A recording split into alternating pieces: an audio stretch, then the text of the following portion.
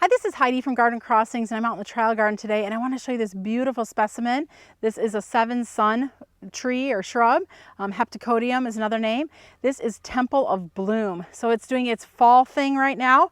So I wanted to show you the beautiful, this plant is interest like in all seasons, but I wanted to show you the beautiful fall interest that's going on.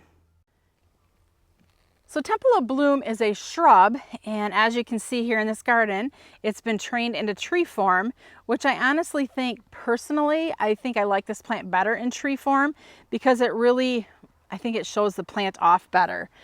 Temple of Bloom is hardy in zones 5 to 9. The garden we're in right now is a zone 6, and it can get 6 to 10 foot tall.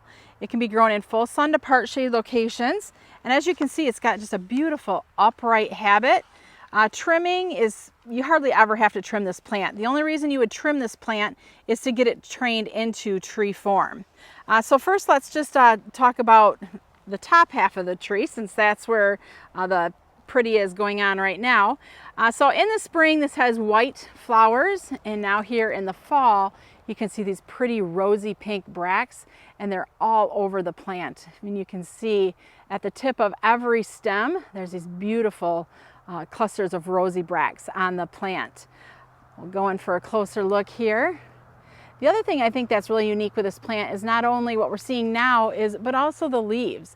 Look at that kind of the elongated cupping shape of the leaves. That has a lot of textural interest on it as well, I think. We'll go over here and you can just see kind of how they really, I don't even know the word I'm looking for, but I just love how they kind of cup around the stem like they're doing. The other thing that this plant has a lot of interest with is its actual bark. And I think this is where, if you actually, trim it into tree form, this is where you're going to best see the bark interest. So let's go in and take a little bit closer here at the bark. As you can see, it's kind of has like a peeling looking bark.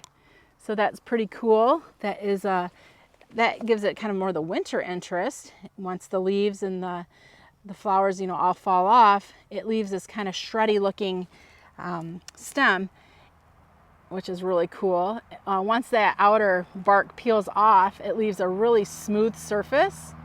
So just kind of another unique thing that Temple of Bloom offers with its multi-seasons of interest.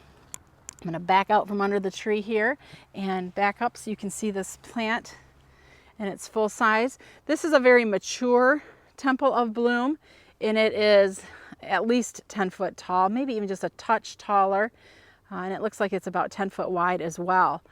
So definitely a very unique plant to add into the garden. Lots of interest in all seasons, and I would have to believe too that the pollinators would really go after the flowers in the spring when they're blooming. So spring pollinators too, possibly another addition to what this plant can offer into the garden.